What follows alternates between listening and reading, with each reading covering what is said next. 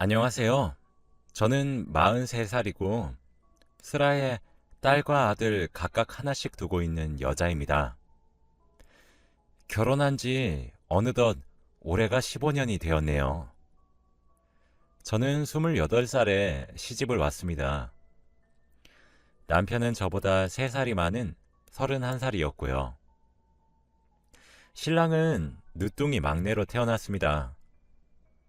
온 집안의 귀여움을 독차지하며 자랐죠. 그래서 저와 시어머니는 나이가 48년이나 차이가 나셨어요. 저는 치매에 걸리신 어머니를 9년째 모셨습니다. 어머니는 제가 시집 오고 6년 만에 치매에 걸리셨거든요. 이날 이때까지 9년 내내 점점 치매 증상이 심해지는 어머니를 모시고 보살폈던 이유는 단 하나입니다. 시어머니가 제게 6년 동안 베풀어 주신 사랑, 그거 하나 때문이죠. 저는 제 평생에 저희 시어머니처럼 그토록 어질고 선한 사람을 본 적이 없습니다. 그런 어머니의 손에 자란 제 남편도 무척 선해요. 제 가정 환경은 정말 불우했는데 말이죠. 아버지의 잦은 외도로 인하여 제 어머니는 알코올에 의존하게 되었고, 결국에는 알코올 중독이 되셨어요. 어머니는 정신치료까지 받으실 정도로 심각한 증세를 보이셨습니다. 또한 제 아버지는 그걸 빌미로 어머니께 이혼을 요구하셨고, 제가 초등학교를 졸업할 시기쯤에 어머니와 아버지는 이혼을 하셨어요. 그 이후로 아버지는 저희와 연을 끊으신 듯 했습니다. 전 그날 이후로 아버지를 한 번도 볼 수 없었거든요. 저는 위로 오빠가 2명 있는데 가정 환경이 불우해서 그런지 둘 다 참 엇나갔습니다. 큰 오빠와 작은 오빠들은 시비를 걸거나 절도를 하거나 상습적으로 경찰서를 들락날락 했어요. 그 밑에서 저는 학대에 가까운 폭력도 참 많이 당했었죠. 저희 어머니 또한 제정신이 아니셨기 때문에 전 방치되다시피 살아왔습니다. 그런 제가 지금의 남편과 저희 시어머니를 만난 것은 정말 하늘이 도운 천운이라고 생각이 들어요. 저는 성인이 되자마자 가장 먼저 한 일은 집을 나오는 일이었어요. 저는 집을 뛰쳐나와 부모와 형제의 연을 끊고 혼자 독립했습니다. 스스로 살아가고 있다가 아는 지인의 소개로 남편을 만나게 되었던 것이었죠. 남편은 매일 맞아서 눈물 그칠 새 없이 자란 저를 무슨 공주님처럼 착각하는 것처럼 저를 귀하게 대해줍니다. 남편과 있으면 정말 제가 어느 나라 공주가 된 것 같곤 했어요. 남편에게 프로포즈를 받았던 그날은 아직도 선명히 기억이 납니다. 부끄럽게 볼을 붉히며 결혼해달라고 한쪽 무릎을 꿇고 반지를 끼워주는 제 남편은 그날 정말 백마를 탄 왕자님 같았어요. 저는 저희 남편을 보면서 이렇게 어질고 선한 건 누굴 닮았나 했는데 바로 저희 시어머니셨습니다. 저는 결혼을 허락받기 위해 남편과 같이 시어머니를 뵈러 갔어요. 저도 그 당시에는 제가 살아온 환경이 불우하다는 것을 너무 잘 알고 있었고 정상적이지 않다는 사실도 알고 있었습니다. 그래서 어머니가 반대하시면 어떡하나 마음을 졸였죠. 그런데 예상과 다르게 어머니는 저를 정말 환영해 주시더라고요. 상다리가 부러지도록 직접 음식을 하셨다고 하시며 귀한 손님을 맞이하는데 이 정도의 정성은 쏟아야지 라고 활짝 웃으시며 제 몫의 하얀 쌀밥에 고기 반찬을 얹어주셨습니다. 부모 정을 몰랐던 처지라 밥을 먹으면서 갑자기 울컥 눈물이 차올랐죠. 어머니를 처음 뵙는 자리였는데 말이죠. 그때 당황하신 어머니의 모습이 아직도 생각나네요. 어머니는 아이고 미안해요. 아가씨, 내가 생각 없이 아가씨 음식에 손을 대서 그래요. 우리 아들한테 해줄 버릇 하다 보니까 몰랐어요. 울지 말아요. 라고 하시며 본인의 탓이라고 하시는 어머니의 모습이 어찌 그리 따뜻하던지요. 그날 저는 어머니께 정말 반했습니다. 결국 저는 처음 본 어머니의 품에서 펑펑 서럽게 울고 집으로 돌아갔어요. 저는 시어머니가 될 분 앞에서 멋진 며느리라고 믿고 맡겨만 달라며 호언장담을 할 계획이었는데 펑펑 울기만 했더니 집에 도착하고 나서야 걱정이 밀려왔어요. 그리고 며칠이 지나고 시어머니로부터 연락이 왔습니다. 밖에서 단 둘이서 잠시 만나자고 하셨어요. 저는 눈앞이 깜깜해졌습니다. 올 것이 왔구나 싶었거든요. 처음 본 아가씨가 밥을 먹다 펑펑 울고 집을 나갔으니 이상한 여자라고 오해해도 그럴만하지라는 생각을 하고 있었습니다. 그런데 아니었습니다. 조용한 전통 찻집에서 어머니가 절 기다리고 계셨어요.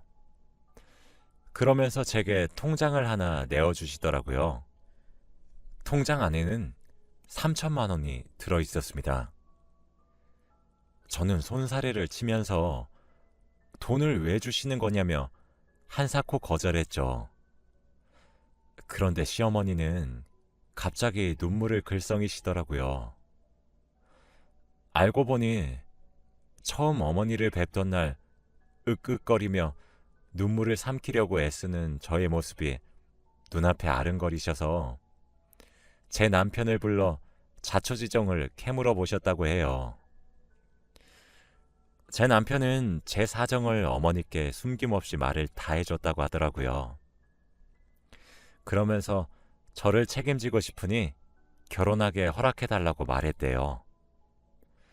그런 남편마저 저에게 감동적이었는데 어머니는 제가 한사코 거절하는 통장을 굳이 바득바득 제 손에 쥐어주며 말씀하셨어요. 지영아, 어떤 나라에는 결혼을 시키려면 남의 집 귀한 딸을 데리고 올 때 집도 팔고 소도 팔아 지참금을 주고 데려온다고 하더라. 내가 모은 돈이 많지 않아.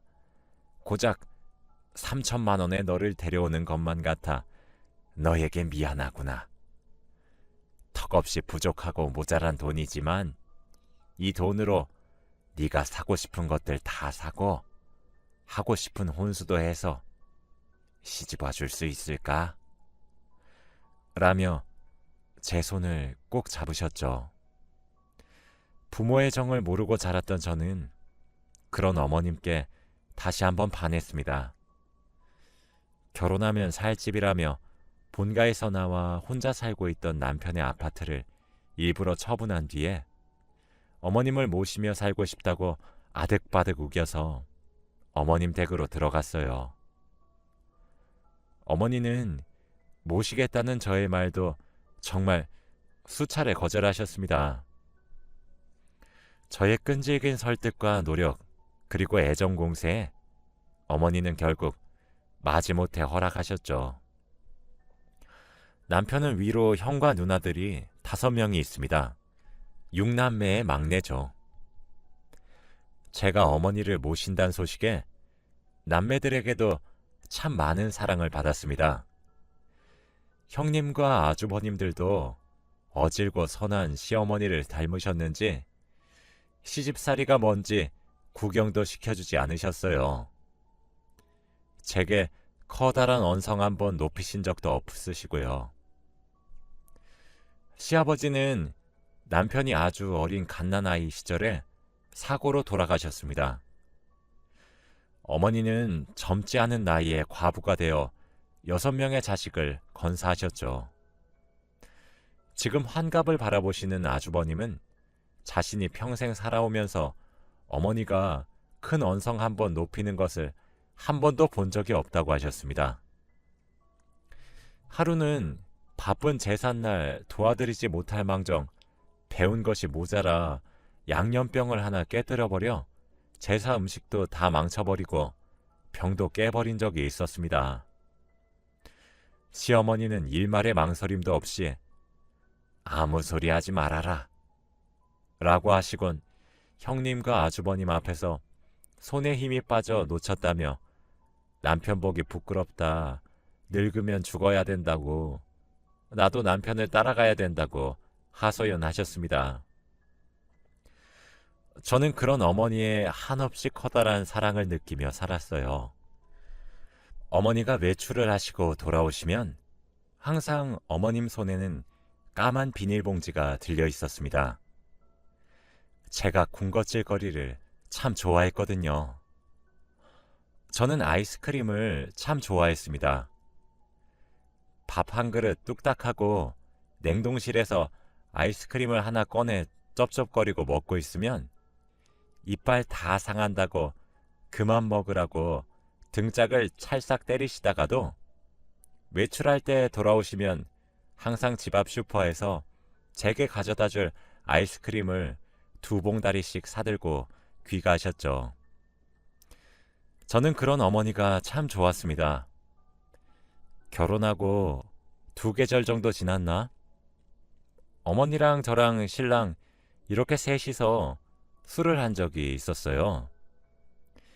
그날도 제가 곱창이 너무 먹고 싶다 노래를 부르니 어머니가 곱창을 사와 직접 집에서 구워주셨던 날이었죠.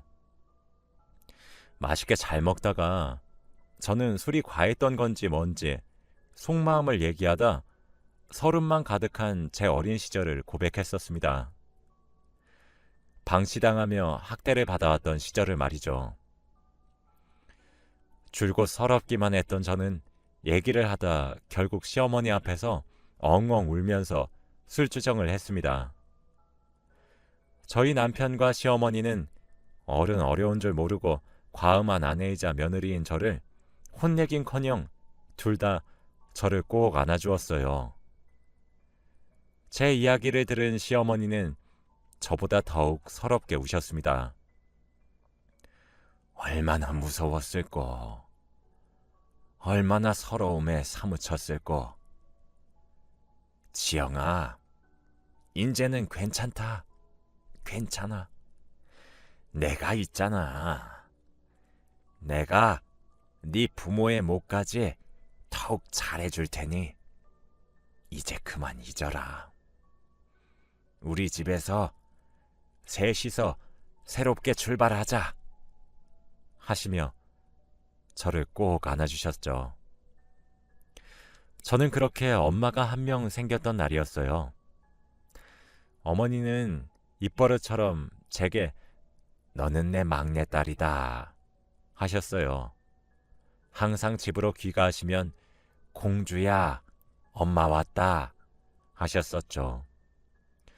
그런 어머니는 제가 뭐가 그리 귀한 사람이고 소중한 사람인지 일 한번 제대로 시키신 적이 없으셨습니다. 그저 제가 아깝고 자기에게 와줘서 오히려 고맙다며 손에 물 한번 묻히려고 하면 벌벌 떠셨어요. 명절에 손님들을 맞이하거나 제삿날처럼 상을 차리게 되는 날이면 어머니는 항상 가장 마지막까지 밥을 드셨습니다. 제가 먼저 조금씩 치우려고 하면 아직 덜 먹었다고 방에서 쉬고 있으면 치울 때 부르시겠다고 말씀하시곤 저 몰래 살금살금 설거지를 하시려곤 했죠. 그릇을 몰래 치우려고 하다 저에게 들키시게 되면 이런 것들은 원래 엄마가 하는 거다 라고 제게 안 주시려고 했어요. 그럼 저희는 서로 어머님이 이런 일을 왜 하세요? 저 시키세요. 라고 하면 아니다. 이런 일은 엄마가 하는 거다. 네가 왜 하려고 하니? 라며 옥신각신 실랑이를 하곤 했죠. 그럼 남편이 이런 일은 아들이자 남편이 하겠습니다. 라고 말하면 어머님은 옳다구나. 그게 맞는 일이라며 저를 끌고 소파에 앉아서 같이 TV를 보곤 했습니다. 제 손에 제가 제일 좋아하는 아이스크림을 하나 쥐어주시고 말이죠. 정말 행복했습니다. 제가 아이들을 임신했을 때도 손대면 부서질까 전전긍긍 하셨어요. 둘째를 임신했을 적에 남편이 회사에서 출장을 간 적이 있었습니다. 그런데 그날 갑자기 몸살이 도졌던 건지 밤에 열이 미친 듯이 오르더라고요. 자다가 갑자기 아팠던 것이라 어머니께 아무런 말도 못하고 그 새벽에 끙끙거렸습니다. 어머니는 나이가 있으셔서 귀가 어두우신 편인데도 제 작은 끙끙거리는 소리를 들으셨던 것인지 새벽에 놀라 달려오셔서 밤이 새도록 간호를 해주셨어요. 미지근한 물수건으로 제 열을 계속 식혀주면서 말이죠. 아이를 낳고 나서 친정이 없어 집에서 산후조리를 했습니다. 저희 어머님은 아이를 낳을 때마다 몇십만 원씩 턱턱 지불해서 값비싼 미역을 사오셔서는 직접 미역국을 끓여주셨어요. 몸이 무거워 움직이지 못하는 저는 그저 죄송할 따름이었지만 어머님은 항상 내가 우리 막내딸 챙겨주는 건데 뭐가 그리 죄송해. 죄송해하지 말아라. 이 엄마 마음이 너무 서운해지려고 한다. 라고 하시며 제 무거운 마음도 덜어가셨습니다. 저는 그저 감사해요, 어머니 라는 말만 되풀이했었네요. 제 인생의 구원자 같았고 그저 비처럼 느껴졌던 저희 어머님의 불행은 예고 없이 찾아왔습니다.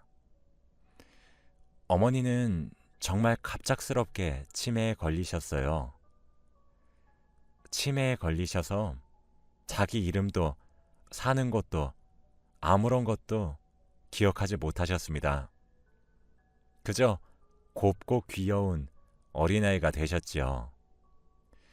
형제들끼리 모였고 누가 모셔야 될지 정하자는 얘기가 나왔습니다. 형님들은 형편이 너무 어려웠고 아주버님들도 사는 게 녹록지 않아 그저 요양병원에 간병인을 붙여서 모시는 것은 어떻냐는 말까지 나왔었습니다. 저는 그 자리에서 기꺼이 제가 모시겠노라 당연스레 말했어요. 제가 아니면 누가 모시냐면서 말입니다. 시집 온 지 6년 만에 치매에 걸리신 어머니는 아무래도 나이가 있으셔서 그런지 진행 속도가 매우 빠르셨어요. 하루가 지날수록 나날이 심해지셨습니다. 저 혼자서 9년 동안 똥과 오줌을 받아내기 일쑤였죠. 정신이 온전치 않으셨고 간병인처럼 남의 손에 어머님을 맡길 순 없었기 때문에 항상 보호자가 상주해야 했죠. 그래서 저는 집에 잘 들여다보지도 못했습니다. 자식들 얼굴도 잘 보지 못했고 제대로 씻을 수도 없었어요. 매일같이 보호자 침대에 몸을 구겨서 누워 잠들었죠. 남편 품에서 잠을 잘 수 있는 날은 정말 손에 꼽았습니다. 형님들 중 한 분이 절 위해 병원에 계시지 않으면 불가능했죠. 그러다 최근 2년 동안 어머님은 기력이 점점 없어지기 시작했습니다. 몸에 힘이 없으셔서 볼 일도 제대로 보지 못하셨죠. 그렇게 힘든 병간호 생활이 매일같이 지속되었지만 하나도 힘들지 않다고 평생 이렇게 수발만 들어도 좋으니 내 옆에서 제발 살아만 계셔달라고 하늘에게 빌었던 이유와 이제 당신도 고생했으니 간병인을 고용하자는 남편의 제안에도 한사코 거절하고 내 손으로 어머니를 돌본 이유는 정신이 온전하셨던 그 몇 년간 올곧이 제게 베풀어 주신 사랑 때문입니다. 어떤 봄날 길을 가다 노란 개나리가 폈더라고요. 어머님 생각이 나서 가지를 하나 꺾어 보여드렸더니 제게 받은 개나리를 다시 제기에 꽂아주시며 말하시더군요. 아이고 이쁘다. 이리 예쁜 아가씨는 네 집 딸입니까? 저는 웃으면서 말했어요. 저요?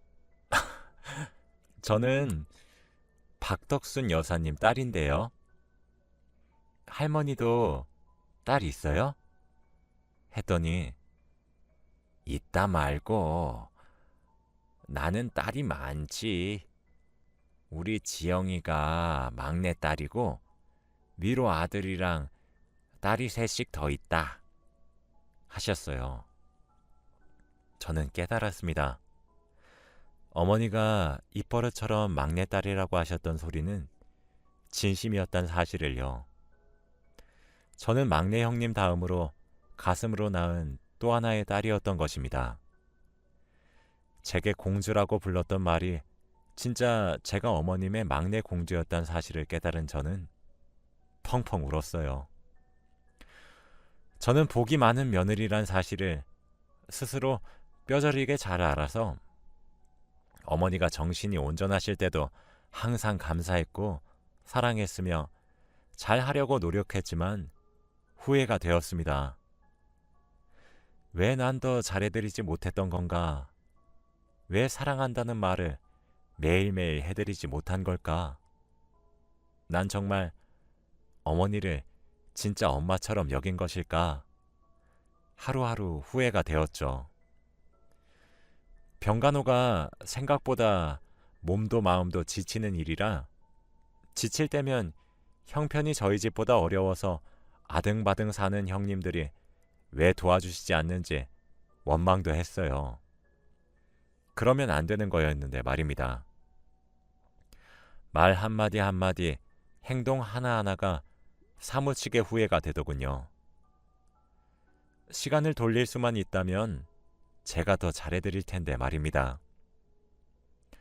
오늘이 어머님이 다시 남편 품으로 돌아가신 지 꼭 7개월이 된 날이에요.